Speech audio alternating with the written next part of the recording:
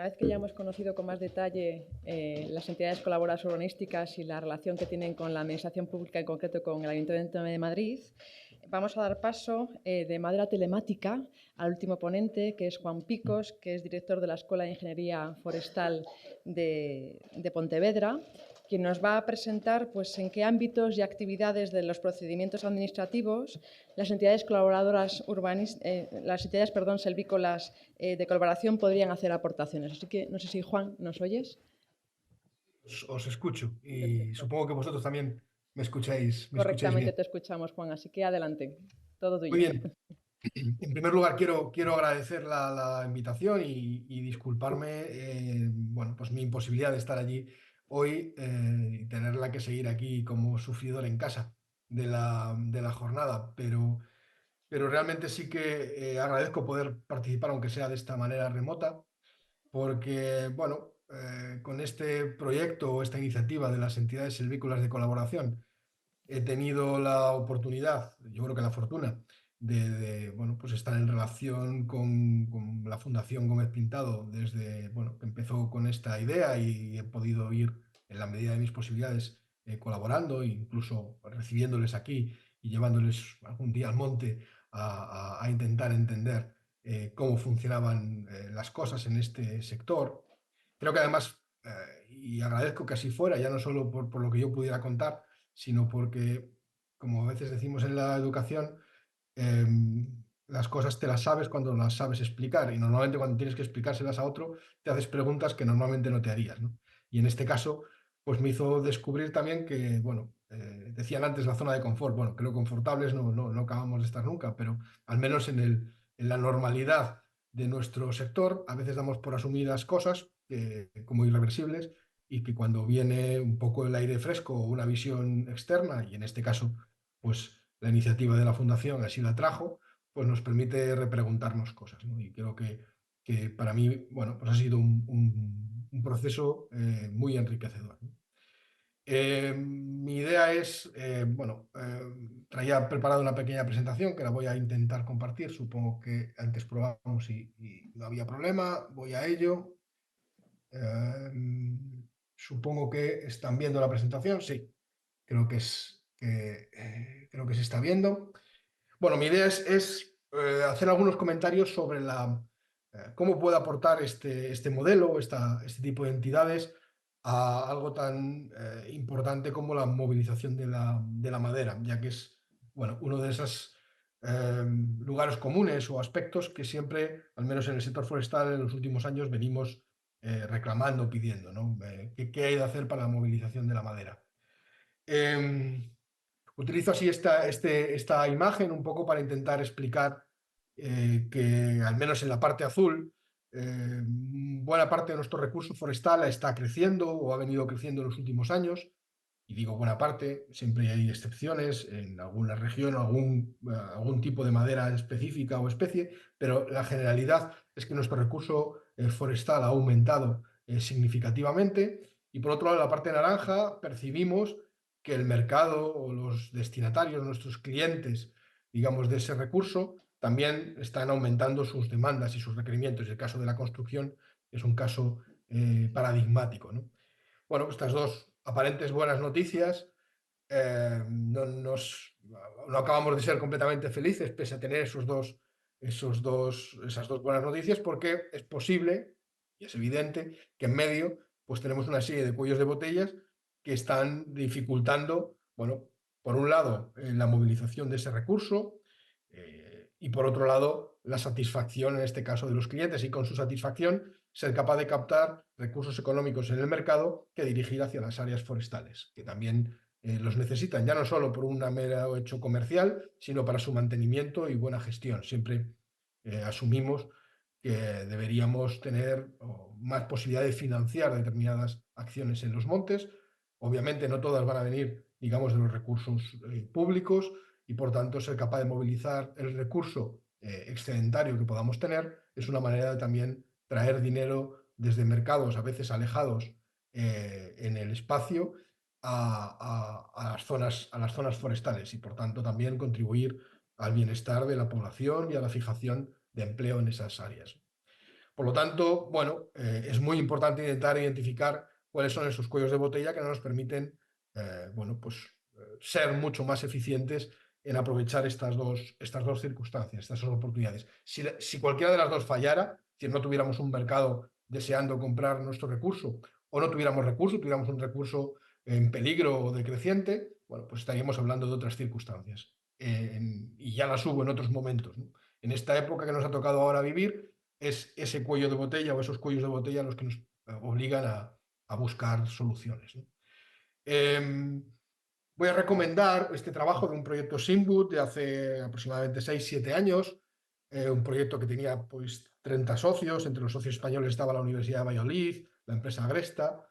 que en su momento habían hecho una especie de manual para la movilización de madera en Europa, intentando determinar cuáles eran las principales barreras y cuáles eran pues, algunas de las medidas a poner, ¿no? Conclusiones en este cuadro, y sin ser muy exhaustivo,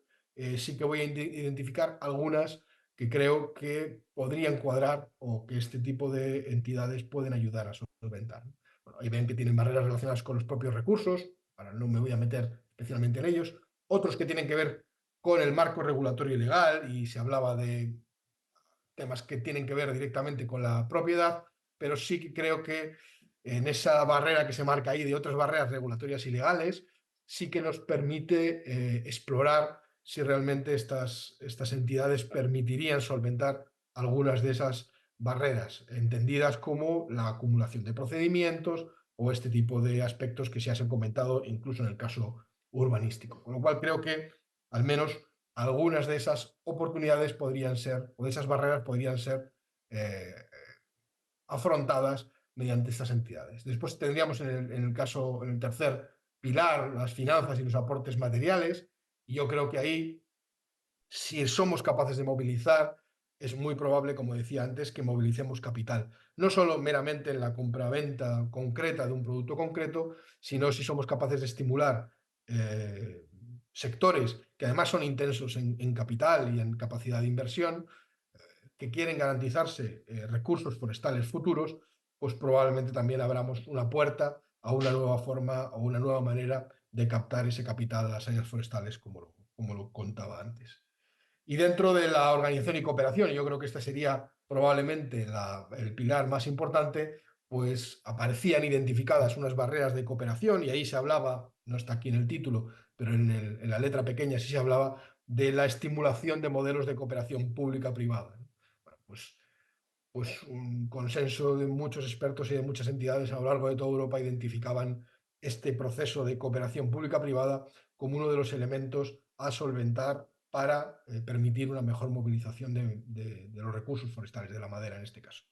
Y además, en distintos países se están llevando a cabo distintos modelos específicos en función de su legislación o de sus problemáticas forestales que están un poco yendo en ese aspecto. Por lo tanto, bueno, pues creo que es también un buen momento para explorar o para arrancar con iniciativas que también cubran ese gap. Bueno, y después habría ahí un pilar de conocimientos y actitudes. Bueno, tampoco voy a entrar en detalle, pero bueno, trabajando en una universidad como trabajo, pues podría contarles muchísimas cosas ahí también. Y desde el punto de vista de las medidas que proponían en este proyecto, ya digo, me recomiendo encarecidamente su lectura, pues habría la activación de gestión forestal y empresa, el marco regulatorio, finanzas, organización y cooperación y conocimiento de actitudes. Y de nuevo, pues encontraríamos la posibilidad de esa activación y de esa mejora de planificación empresarial con una mejor eficiencia en los procesos que tienen que ver con los aprovechamientos y la movilización de madera, encontraríamos esta exploración de otros marcos regulatorios más allá de los que hasta ahora tradicionalmente habíamos explorado, precisamente para solventar las barreras que tendríamos a la movilización. Y obviamente había una medida específica que tenía que ver con cooperación en la gestión y en el aprovechamiento forestal, y también volvía a incidir en todo este tipo de fórmulas cooperativas en público y privadas, e incluso entre empresas prestadoras de servicio, profesionales, etcétera. Y creo que ahí vuelve otra vez a acertar o aproximarse mucho lo que estamos hablando en este momento. por intentar ver un poco también cuál sería mi percepción o mi opinión más concreta, un poco visto que aparentemente en la letra grande coincide lo que, bueno, hemos venido hablando a lo largo de la jornada, o se ha venido hablando a lo largo de la jornada, y aquello que detectaba el proyecto Sinwood. Tenemos que ser conscientes de que tenemos a día de hoy unos servicios forestales, y pongo ahí varias entre comillas para, bueno, es mi manera de decirlo y que se entienda bien, reducidos en el término de que en muchos casos, o al menos mi experiencia es esa, no hay ningún día que no vaya a algún servicio administrativo de un servicio forestal que no escuche alguna queja sobre, bueno, es que ahora somos muy pocos, o es que realmente como no se han convocado plazas en los últimos años, o como cada vez tenemos más trabajo porque tenemos que dedicarnos, y en función de las comunidades autónomas, pues hay quien tiene además las competencias en incendios durante varios meses al año, y además las que tienen que ver con la producción forestal, en otros sitios la de conservación de naturaleza y otro tipo de aspectos.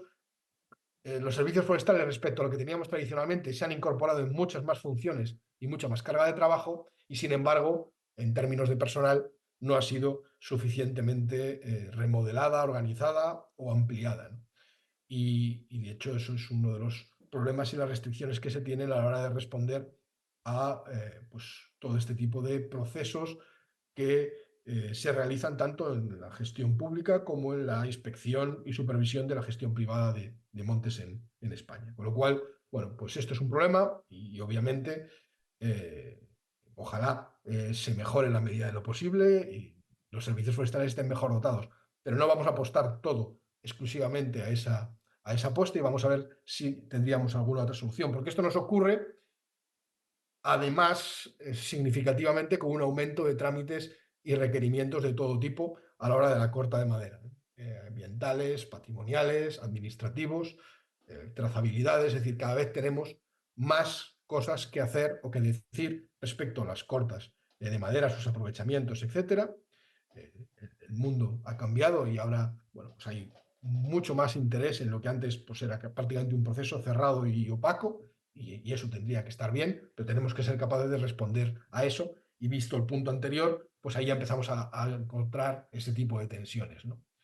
Y tenemos efectivamente también, independientemente de los trámites y administrativos, otros requerimientos que vienen del mercado. Quiero saber además la trazabilidad, quiero tener una garantía de origen de la madera, quiero además tener una certificación porque mi cliente o mis clientes, digamos, de la transformación también me la están pidiendo, y además necesitaría esa información adicional, ¿no? Ya no es meramente administrativa, ya sería una información, una demanda de mercado, pero que se incorpora a esta carga precisamente para facilitar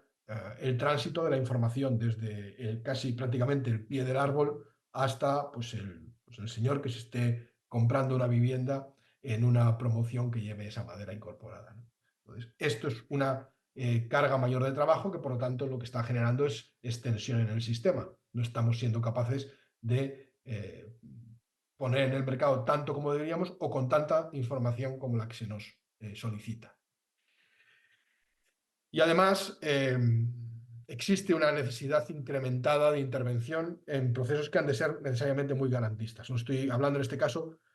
fundamentalmente de intervención en el caso de montes o parcelas abandonadas, ¿no? Uno de los aspectos que desde el sector forestal siempre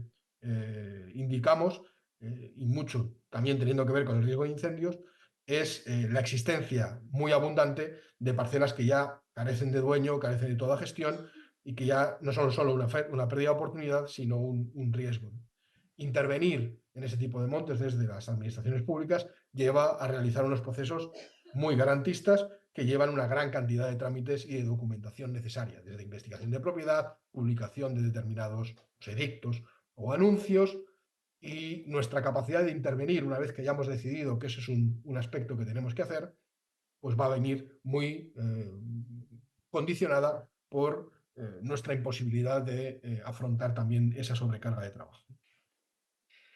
Y además, bueno, vamos a tener una interacción ahí entre movilización de recursos y empleo, y pongo interacción porque la podemos ver en positivo. Si somos capaces de movilizar recursos, vamos a ser capaces de generar empleo. Al final, por unidad de producto, pues van a necesitar unas horas de trabajo, y eso va a permitir pues estabilizar a personas que a lo mejor tienen empleos temporales en determinadas épocas del año. Si la actividad aumenta, puede llegar a ser durante todo el año y, por tanto, generar un puesto de trabajo permanente en un área rural, evitar que la gente tenga que desplazarse mucho para realizar su trabajo porque en su comarca no se movilizan los recursos forestales. Y tiene una parte negativa, que es que, como también se ha dicho antes para el sector de la construcción, la mano de obra nos escasea. Por lo tanto, tenemos que además utilizarla de una manera lo más eficiente posible. Y yo creo que ahí también, bueno, pues deberíamos plantearnos eso como objetivo. Y no solo que sea más eficiente su utilización, sino que sea cada vez más profesional. Y yo creo que hay un potencial enorme de aumento de la profesionalización en este ámbito y eso lo lleva a una mayor movilización, pero no solo eso, sino transformar también lo que son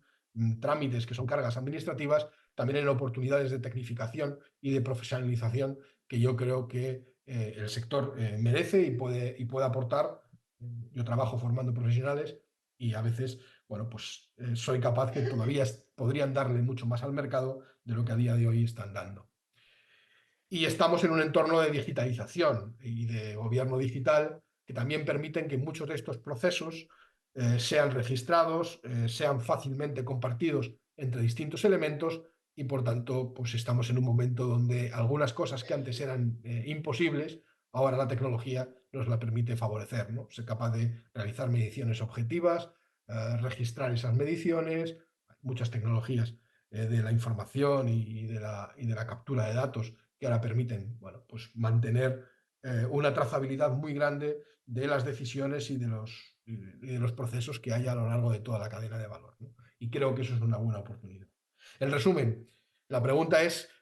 y creo que he intentado ya dar la respuesta implícita, es si son estas entidades vínculos de colaboración una herramienta más en nuestra caja de herramientas. No van a venir a arreglarnos todos los problemas, no va a ser la única manera de solucionarlo, tenemos suficientes problemas para que eso no pueda ser así,